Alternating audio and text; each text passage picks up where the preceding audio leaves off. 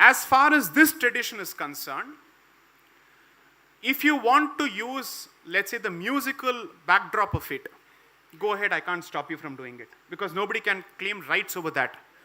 But on compositions belong to a particular sampradaya. Those specific compositions, according to me, subscribe to particular rules. You will not be allowed to perform this if you don't subscribe to those rules. Now, there is no legal way of enforcing this, because he will say free speech, artistic expression, there's nothing that you can do. What can you do? Stop consuming.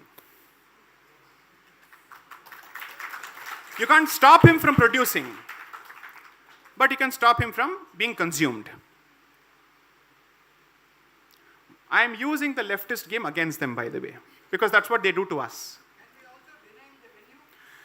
If the platform says these are our rules and they apply it uniformly, no problem.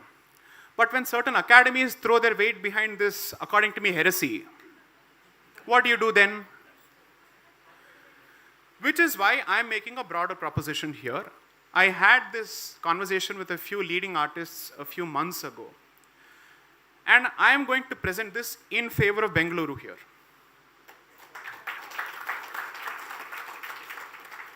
Their arrogance comes from the dominance of a particular academy in a city. Shift the base.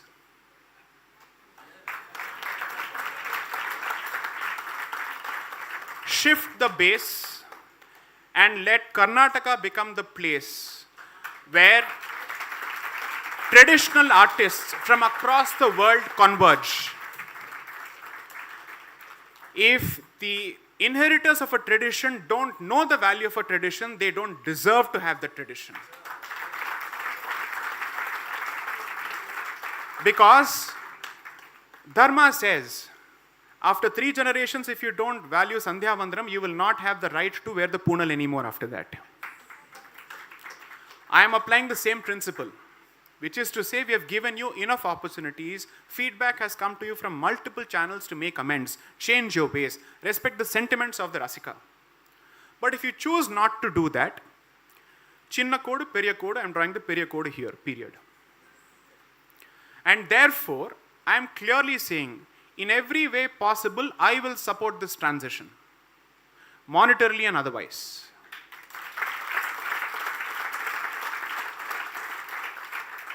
Every academy must know that it survives on the goodwill of traditional Rasikas and Rasikas alone. And therefore, Bangalore must be open enough to embrace people from Andhra Pradesh, from Tamil Nadu, and any other part of the world. And the only bottom line being, please respect the tradition. That's it. If I have to choose between suboptimal talent and allegiance to tradition, where do you think I will go? Allegiance to tradition. Because I can work on talent, but I can't work on a Vikrut Buddhi. That Kurkumule has no solution. Because that is the fundamental trait of a Charvaka, who doesn't understand the value of Veda and Shabda Pramana. There is no point in engaging with him or her. So, work towards this tangible initiative. You have a platform today, throw your weight behind it. The way of throwing your weight behind it is very tangible. 1, attendance. 2, support. 3, vocal support. Stop being silent. If you belabor under the delusion that Dharma will protect itself, no, it does not. Dharma will protect itself, which means it will go out of Bharat and survive. Nobody will be there to protect you. Please don't think you're protecting Hinduism at all. You're protecting your identity as a Hindu.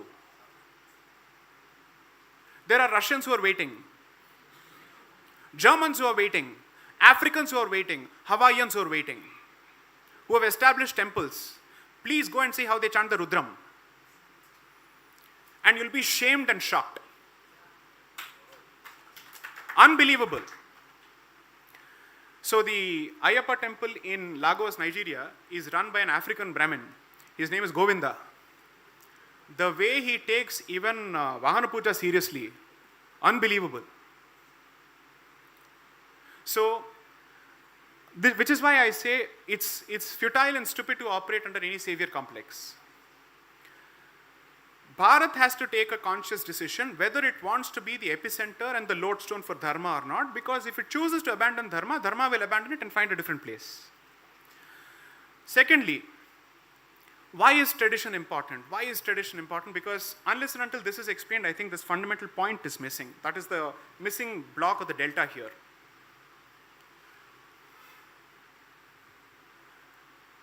The artificial fight that you will see in all these conversations is tradition is against individual will, tradition is conservatism, therefore tradition is against innovation. This is what you will be told. That there is no room for individual contribution because tradition is like a suffocating cage. Going by that logic, why do you have rules for chess? So has the existence of rules in a game such as chess prevented the player from using different kinds of strategies and innovating within those rules? Name a sport which does not have rules or which has rules or which says, no, in this thing anything can happen, except for, of course, freestyle boxing or whatever it is, MMA. Other than that, there are rules. Has it stopped, let's say, the production or creation of people who showcase their individual brilliance despite the existence of the rules? It is much more, I respect a person who knows how to innovate staying within the rules than someone who's operating without the rules, because then there are no constraints whatsoever. Then where is the buddhi? Because the room is automatically open for more play. Where is the genius? Genius lies in operating within those rules. Second, therefore, I am telling the young audience, if you want to look for something that is glamorous and cool, look for people who innovate within the tradition, not outside of it. Second, tradition at the end of the day is not just meant for longevity or continuity. Think of it as the completion of a trial and error process where somebody has already gone through the pain of experimenting and has said, for generations we have tried to crack this code, now this is where it stands. Whether it is Shastra or tradition in the realm of arts, that is the fundamental principle of saying, you wish to reinvent the wheel, you'll reinvent the wheel for another 1,000 years. And in the process, the social cost will be paid by the society. We have gone through that process. So if we are making it easy for you, try and stick to this. And with time, its value will be revealed through first-hand experience. 3, I genuinely don't know as a performer, and perhaps you can shed light on this, whether it's possible to constantly be in throes and raptures of bhakti each time you render a composition. I don't know how that works. However, the hope is that it will trigger a spark in someone. That we don't just produce performers of existing kritis, but you create the next Tyagaraja. I haven't foreclosed that possibility, notwithstanding my respect for his immortal status. So please don't get me wrong. This is not an insult to that icon. The only thing is, if you're a part of Hindu Sampradaya, then you realize that it is possible to come out with the next icon. And the hope is that the seeds of this tradition will find the right candidate or target at some point. I'll give you a different example just to make this argument. So when people cry over destruction of temples, I understand it, I relate to it, my heart bleeds for it. But I am more interested in the destruction of a way of life as opposed to an institution. Because the hope is, if you keep that way of life alive and that institution alive, at some stage you'll produce someone who can recreate the Veda itself if all the Vedas are lost. So therefore, tradition in the realm of sacred arts is in the hope that you produce, according to me, the next icon. And second, I haven't seen a single tradition or let's say single system survive which operates on a laissez-faire system, because after a point it loses vitality because it has no sense of rules or identity. The existence of a rule is imputation of an identity to a particular stream of art or profession. The third important point, and I'll stop it at this. What we have been seeing since 1857 is every profession has been secularized.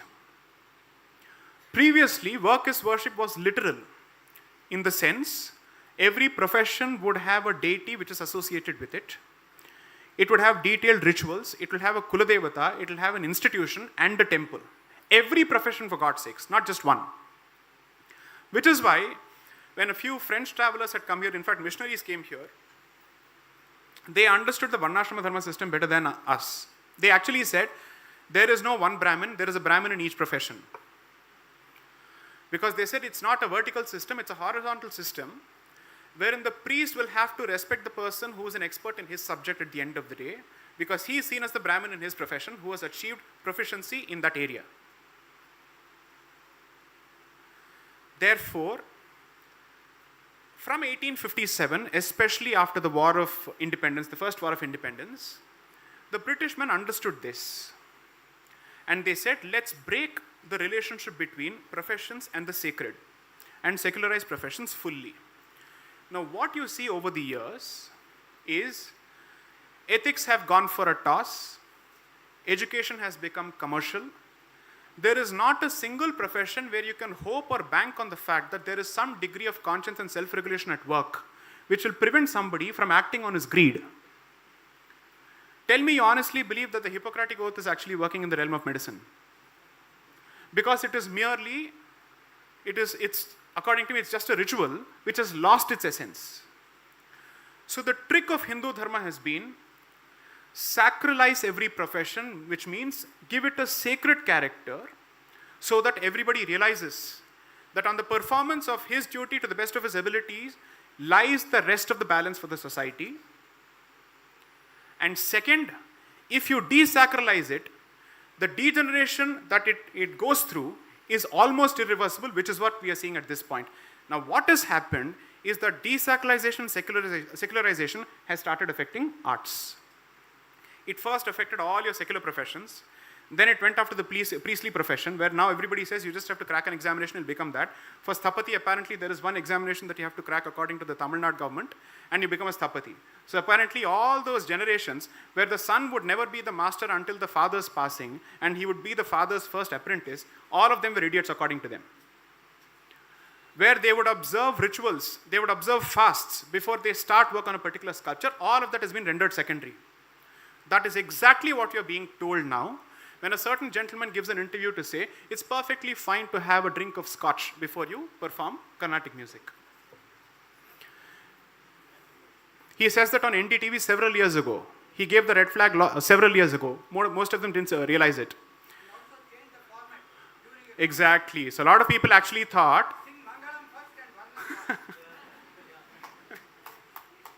then hopefully he follows the same thing when it comes to his food habits. I'll leave it at that.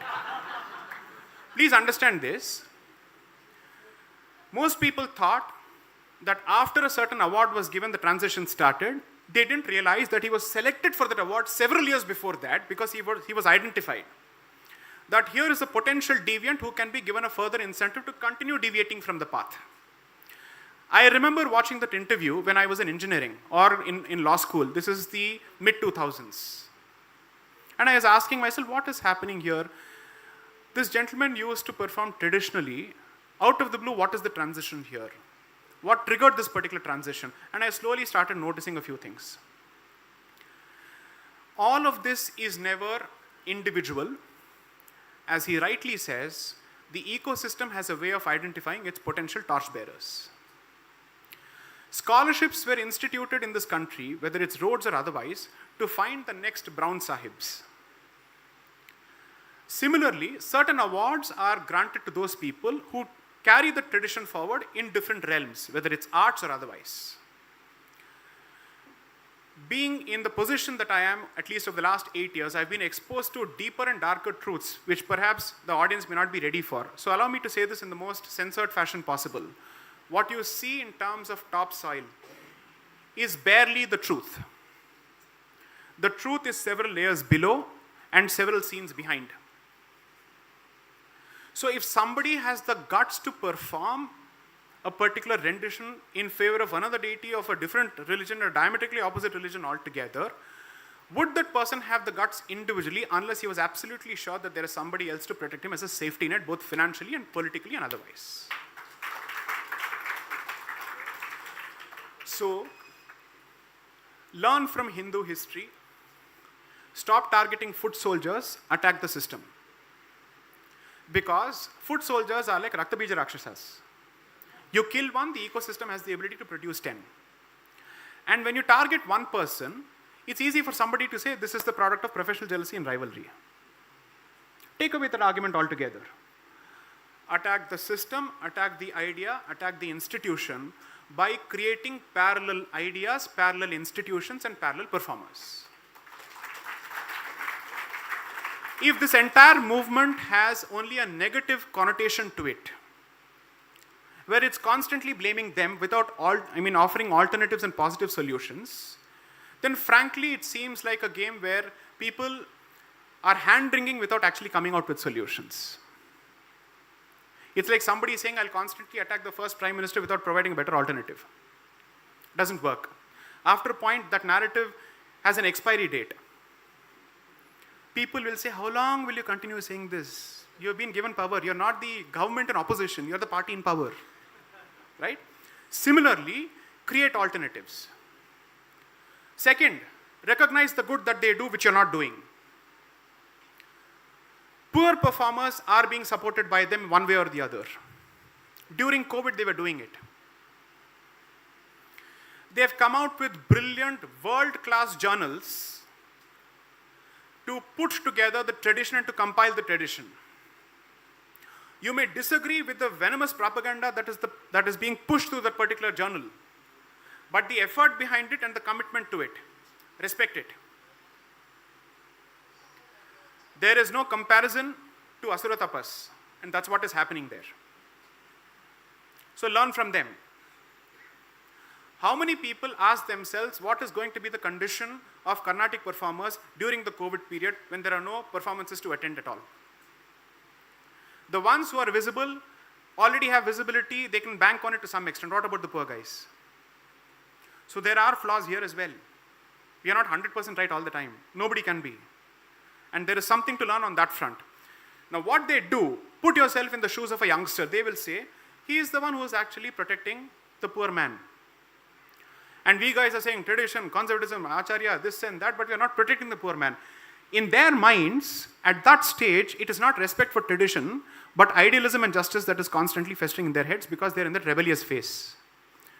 That is what they are hoping to use. By diverting it to say, okay, are your gurus protecting someone who's below the poverty line and who wants to survive by performing as a full-time musician? Answer that question. I'm the one who is doing it. So where is dharma? In action or in talk? This is in action. That's it. Job done. End of the argument. So my request to this platform is as much as you must work towards protection of tradition, because that is Bija Raksha. The second limb is to make sure that you're seen as contributing to the development of the ecosystem by addressing those who are at the bottommost rung of this ecosystem as much as possible. That's what I would suggest. I am eager to listen to the performers perform. Beyond this, I don't wish to say anything. I think I've made my point. Thank you for a patient hearing. Thank you for putting this together. And this cannot suffer a soda bottle effect, where out of sight is out of mind. I've said this often before. Stop creating personality cults just because a few faces are visible, and I include myself in that. You will get tired of listening to me after a point, just as I am tired of listening to a few people now. So create more faces and make sure that the cause is always held above individuals. I don't say this from any false sense of humility. I am not a humble person. I don't need to beat around the bush on that fact. Interact with me, you'll know. All I'm saying is, I understand the sell-by date of faces. After a point, people will say, he said this over 10 different videos. How many different ways is he going to sell the same thing? So, according to me, I don't get any fun out of it. It's boring for me. And the true validation for all these efforts is when you start investing tangibly. So your only takeaway is not who said it, but what was said. That's all that matters. Thank you. Vande Mataram, Jai Shri Ram.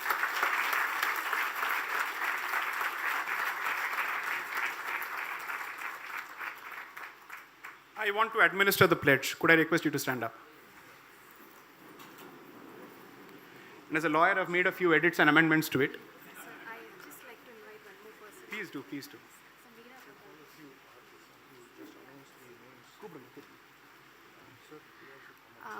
I'd humbly request Guru Prasanna sir, Tumkur Ravi Shankar sir, and Thirucherai Karthik sir to come up to the dais. Meela Gopalakrishnan ma'am is already here.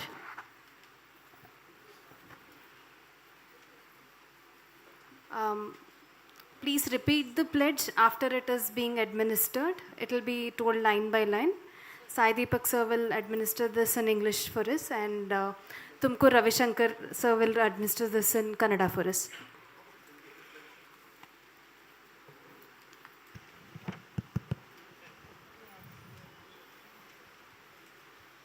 Shall I?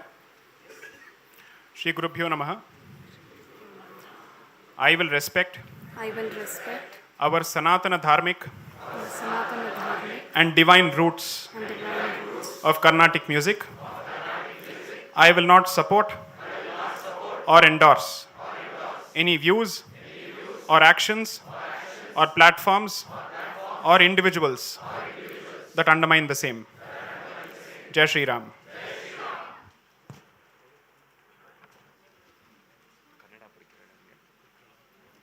Same thing, yeah. So, same thing, right? Yeah, same. Demarcation. Demarcation. Huh? Urmishata. Demarcation is here. Okay, three words are. Shri ಗುರುಭ್ಯೋ ನಮಃ. ಭಕ್ತಿ ಮತ್ತು ಆಧ್ಯಾತ್ಮಗಳಲ್ಲಿ ಬೇರೂರಿ ನಿಂತಿರುವ ಕರ್ನಾಟಕ ಸಂಗೀತವನ್ನು ನಾನು ಬಹುವಾಗಿ ಗೌರವಿಸುತ್ತೇನೆ. ಈ ಬೇರುಗಳನ್ನು ಸಡಿಲಿಸುವ ಅಥವಾ ದುರ್ಬಲಗೊಳಿಸುವ ಮಾತು, ಕಲಾಕೃತಿ, ಧ್ವನಿಚಿತ್ರ ಮುಂತಾಗಿ ಅಂತಹ ಯಾವುದೇ ಪ್ರಯತ್ನಗಳನ್ನು ನಾನು ತೀವ್ರವಾಗಿ ಖಂಡಿಸುತ್ತೇನೆ ಹಾಗೂ ತಿರಸ್ಕರಿಸುತ್ತೇನೆ. ಜೈ Shriram.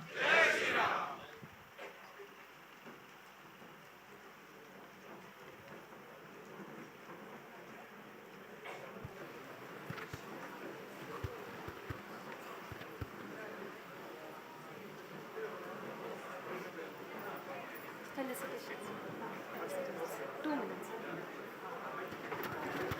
Sir, mic.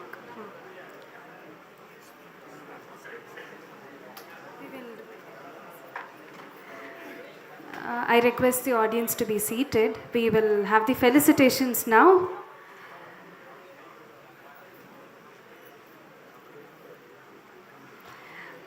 First, I request Dr. Palghat Ramprasad sir to felicitate our chief guest, Shri J. Sai Deepak. Humble request to the audience, please be seated. It will only take a few more minutes.